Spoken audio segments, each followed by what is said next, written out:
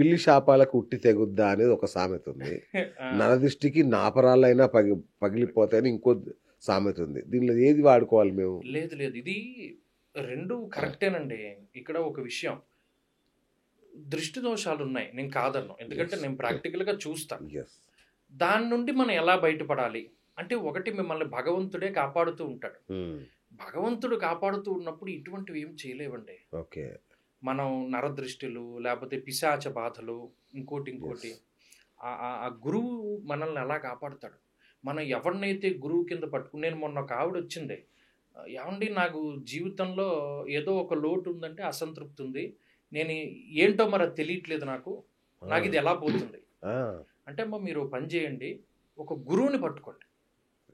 వాడు ఎవ్వడో మనకు అనవసరం, మీకు ఫలానా గురువు అంటే మీరు ఇష్టపడతారు, మీ చదువు చెప్పేవాడు, లేకపోతే మీరు భర్త, మీ భర్త గారు, మీ తండ్రి గారు, ఇలా ఎవరినో ఒకళ్ళు గురువు కింద ఎంచుకోండి. ఫస్ట్ వాళ్ళని నచ్చి వాళ్ళ పాదాలు పట్టుకోండి, ఇంక వదలకూడదు.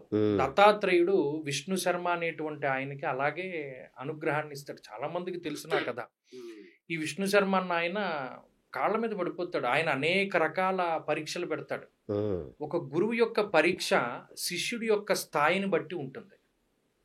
ఓకే. ఓకే. శిష్యుడు అంత గొప్ప శిష్యుడు అనుకోండి, వాడికి అంత కఠినమైన పరీక్షలు ఉంటాయి. అర్థమైందా? కాబట్టి జీవితంలో ఏదైనా కష్టం వచ్చినా, సుఖం వచ్చినా గురువు పట్టుకోవడమే. ఏమండి గురువు గారు నాకు ఇది జరిగిందండి, మీ దయండి, నాకు ఇలా జరిగిందండి, పోనీ అది మీ దయ్యేనండి, ఇది నా మంచిగా జరిగిందేమో అని తీసుకున్న నాడు మనల్ని ఏమి చేయలేవు. ఈ నరదృష్టిలు ఇవన్నీ అంటారా, అది కామనం. అది మన మీద మనకి ఉండే ఉపాసన, ముఖ్యంగా గురు బలం గనక ఉంటే, మనం ఎవరినైతే గురువుగా నమ్ముకున్నాం, మీరు చెప్తే నమ్మరో, ఫార్చ్యూనా కట్టడం అని ఒకటి ఉంటుంది. అంటే ఒక జ్యోతిష్యంలోనే పలానా ఒక స్టార్ మీద ఫార్చ్యూనా పడుతుంది అని ఉంటుంది. నాకు మా గురువు గారు చెప్పారు చిన్నప్పుడు. నేను ఎప్పుడో చిన్నప్పుడు నేర్చుకున్నాను. మర్చిపోయానండి, గుర్తులేదు. ఆ పుస్తకాలు అవి కూడా అదొకటే పోయింది. ఆయన అడిగాను, ఆయన బతుకుండగానే అడిగాను. అడిగితేను, ఊరే నాకు గుర్తులేదురా, 80 ఏళ్ళు వచ్చాయి ఆయనకి, ఇప్పుడు నాకు గుర్తులేదురా, పోలే నీకు వస్తుందిరా అన్నాడు ఆయన. మా మావయ్యే కదా, మావయ్య నాకు ఎలా వస్తుంది, మర్చిపోయి ఫార్చ్యూనా కట్టడం మర్చిపోయి, నాకు గుర్తు రావట్లేదని. వస్తుంది లేరా అని ఆయన కాలం చేశారు. నాకు ఆ బాధ మనసులో ఉండిపోయింది. మీరు చెప్తే నమ్మరు, ఒక సంవత్సరం పోయాక ఒక ఆవిడ పుస్తకం పట్టుకొచ్చిందండి, మా గురువు గారు రాసిచ్చిన జాతకం పుస్తకం. దాంట్లో ఫార్చ్యూనా ఎలా కట్టాలో ఆయన రాశాడు. నాకు ఇలా వెంట్రుకలు ఎలా నుంచుండిపోయి కళ్ళల్లో నీళ్ళు వచ్చేసి, నేనంటే అంత ఇష్టమా మీకు అని చెప్పి బాధపడ్డాను నేను. ఫార్చ్యూన్ ఇలా కట్టాలి, సూర్యుడు చంద్రుడు ఇలా వేసుకుని, దీన్ని ఇన్ని డిగ్రీల్లోంచి ఇన్ని తీసి ఇలా కట్టాలి, పూర్తిగా రాసింది. నేను ఫోటో తీసుకున్నాను. మరి మీరు నమ్ముతారా గురువు యొక్క అనుగ్రహం ఎలా ఉంటుందో? నేను అవి చూశాను. ఆ గురువే కాపాడతాడు. ఈ మంత్రతంత్రాలు కానీ, లేదంటే సమ్మోహనం, దాన్ని ఏమంటారు, వశీకరణం, ఈ వశీకరణ బాధలు ఇవి జనంలో చాలా ఉన్నాయండి. ఎట్లా దీనికి ఏమన్నా పరిహారాలా, ఏంటి పరిష్కారాలా? ఏమంటే ఇందులో ఒకటి అంటే మనలో కూడా ఒక రకమైనటువంటి దృక్పథం ఉండాలి. భగవంతుడు మనకేది కావాలో అది ఇస్తాడు. మనది కానిది మనకి ఎప్పటికీ రాదు. ఒకవేళ వచ్చినా నిలబడదు. ఇప్పుడు ఓ ఎక్స్ అనేటువంటి అబ్బాయి ఎవరినో ఇష్టపడ్డాడు, చెప్పాడు, అన్నీ బాగానే ఉన్నాయి, కుదరలేదు.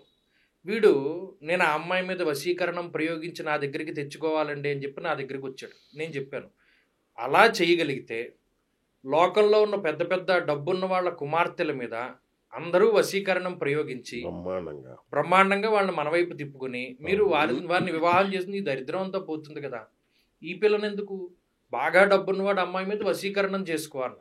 నిజమేనండి గురువు గారు, అలాంటివి అంటే వీడి బుద్ధి అలాంటిది చూడండి. అది అలా చేయగలిగితే మరి అవన్నీ చేయగలుగుతారు కదా. మరి వశీకరణం అన్నది ఎంతవరకు సమంజసం? అవి మహానుభావులు కొంతమంది ఉంటారంటే, లేరన్నో వాళ్ళు ఇలాంటి పనులకు ఎప్పుడు చేయరండి, అవి ఏమీ చేయరండి. మీకు ప్రత్యక్షమైన ఉదాహరణ ఏంటంటే, స్వయాన మా బంధువులకి జరిగినటువంటి సంఘటన. నాకు తెలిసిన ఒక ఆయన ఉన్నాడండి, మరి రాత్రి ఎప్పుడైనా ఏదైనా తొక్కాడేమో తెలియదు కానీ ఇంటికి వచ్చేసాడు. ఆయన తొక్కినట్టు కూడా ఆయనకి ఏం తెలియదు, కానీ ఆయనలో ఒక రకమైనటువంటి నెగిటివ్ వైబ్రేషన్స్, ఏడవాలి, ఏదైనా చేసేసుకోవాలి, ఊపిక లేనట్టు అయిపోయింది. సరే అందరు డాక్టర్ల దగ్గరికి చూపించుకున్నాడు, అంతా బాగుంది. ఈ డాక్టర్ల దగ్గర ఏమీ లేదు, తేలేదు, నీరసం వల్ల అలా ఉన్నారేమో, గ్లూకోజ్ పట్టించండి ఇలా అన్నారు, కానీ ఏం ప్రాబ్లం లేదు. సరే తిరిగారు, ఇంకా అది పెరుగుతోంది కానీ తగ్గట్లా. ఇంకా సంపాదనకు కూడా వెళ్ళడానికి ఇంకా ఓపిక లేక మానేసిన తరుణంలో మా ఊరు దగ్గరలో ఒక పెద్ద మంత్రవేత్త ఉన్నాడు. మంత్రవేత్త అంటే ఆయన నెగిటివ్ గా ఇచ్చాడు, ఆయన అంతా మంచి సాత్వికోపాసన. మా బంధువులు ఒక ఆయనకి ఆయన ఫ్రెండ్. సరే ఈయన ఎవరెవరికో చెప్తే, ఒరే ఓ పనిచేరి ఇదేదో కొంచెం ఎక్కడో తొక్కిన దానిలో బాపతలా కనబడుతుంది, నువ్వు పలానా ఆయన ఇంటికి వెళ్ళు, ఆయన దీనికి ఏదైనా ఇది చేస్తాడంటే, సరే ఇంకా ఓ లోనా వేసుకుని జాగ్రత్తగా వెళ్ళాడు. ఈయన వంతెన దాటించడానికి కూడా పెద్ద శక్తి లేదు, ఆయన వంతెన దాటి అటుపక్కకి వెళ్ళి కాలువకు అటుపక్కకి వెళ్ళి ఆయన ఇంట్లో కూర్చున్నాడు అరుగు మీద. ఆవిడ పిలిచారు, ఏమమ్మా ఆయన ఉన్నారా అండి అని అంటే, లేరండి ఇప్పుడే బయటికి వెళ్ళారు అని. అయ్యో మేము ఎంత కష్టపడి వచ్చామో ఆయన కోసం, పోనీ ఏంటి చెప్పండి అయ్యింది ఆవిడ. లేదులేండి ఆయనతోనే మాట్లాడతాను, ఒక 10 నిమిషాలు నాకు ఓపిక లేదు, ఇక్కడ పడుకుంటాను అరుగు మీద అని పడుకున్నాడు. ఆయన పడుకున్నాడు, ఇంటికి వెళ్ళిపోయాడు. ఇంటికి వెళ్ళి నిద్దట్లో, ఏయ్ ఎవరు నువ్వు, పలానా మా బంధువుని ఇబ్బంది పెడుతున్నావు, నువ్వు వెళ్ళిపోవా, నిన్ను ఏదైనా చేయనా అని అన్నాడు కల్లో కనబడి. ఆయన ఎవరైతే మంత్రవేత్త ఉన్నాడో ఆయన వెళ్ళిపోతున్నాను అంటూ వెళ్ళిపోయినట్టు ఓ కొండపై నుండి పడిపోతున్నట్టు కళ్ళొచ్చి దంగమని లేచి కూర్చున్నాడు. శరీరం అంత తేలికైపోయినట్టు ఉత్సాహం వచ్చేసింది, ఎక్కడ లేని ఉత్సాహం వచ్చేసి ఇంకా గంతులు వేసేసాడు. ఈయన అటు ఇటు తిరిగాడు. కొంతకాలం పోయాక ఆయన దగ్గరికి వెళ్ళారు. మళ్ళా ఏమంటే గురువు గారంటే, నాకు జరిగింది తెలుసు, నీకు ఇదిగో రక్ష కడుతున్నాను, నీకు ఇటువంటివి ఏం భయం లేదని పంపాడు ఆయన. అంత మంత్రవేత్తలు ఉంటారు, నేను అవి చూశాను. స్టిల్ ఇవాళకి ఆయన ఇచ్చినటువంటి విభూతి కానీ ఇచ్చినటువంటి ఇది కానీ ఉన్నాయి.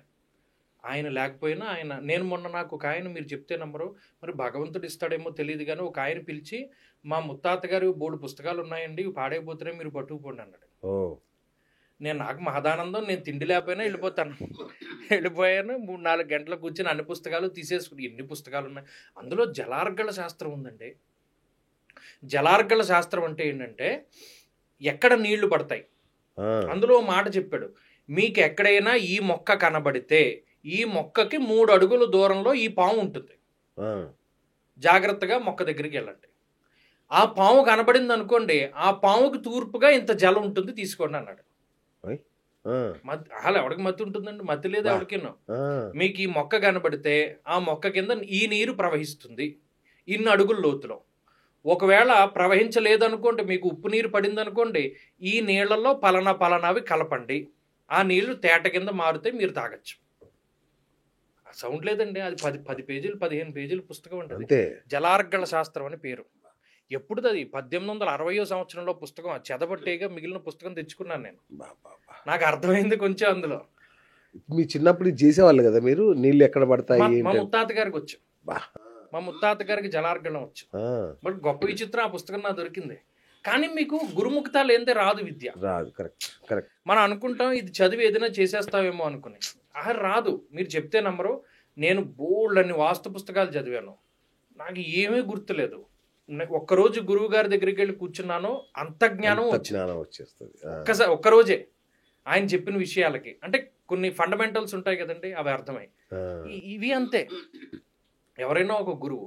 అందుకనే ఇవి ఏమి ఉండవు ప్రయోగాలు, లేకపోతే ఈ వశీకరణాలు లేవని మనం అనుకోవచ్చు, కానీ ఉంటాయి, లేవన్నో. కానీ అవేమి కూడా ఈ ప్రాపంచిక విషయాలకని ఎవరు ఉపయోగించరు. ఓకే.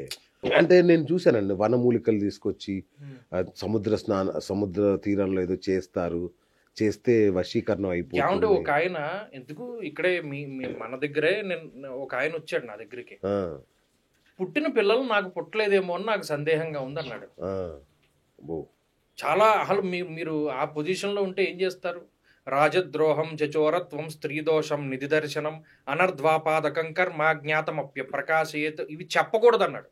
రాజద్రోహం, చోరత్వం, స్త్రీదోషం, నిధి దర్శనం, ఇవి 4 అనర్ధాపాదకం కర్మ, అసలు చెప్పకరా బాబు నువ్వు అని చెప్పాడు. ఆయన నన్ను వచ్చి అడిగింది, నా పిల్లలు నాకు పుట్టలేదని నాకు అనుమానంగా ఉంది, నాకు తెలిసిన వామాచార పద్ధతిలో పూజ చేసేవాళ్ళు కూడా దీన్నే నిర్ధారించారు, మీరేం చెప్తారు? ఇంకేం ప్రశ్న లేదు.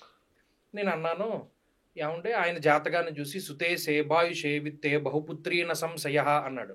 అంటే సంతాన స్థానాధిపతి ఇలా ఉంటే బహుపుత్రీ నసంశయ, స్త్రీ సంతానమే కలుగుతుంది, దాంట్లో సందేహం లేదని చెప్పాడు. మీ జాతకం ప్రకారం మీకు స్త్రీ సంతానం ఉన్నారా? నాకు 3 అమ్మాయిలు 1 అబ్బాయి అన్నాడు. మరి సరిపోతుంది కదండి, మీరు మీ మీ దాంట్లో ఉన్న వాళ్ళే అక్కడ పుట్టారు, మరి మీకు అనుమానం ఏంటని అడిగాను.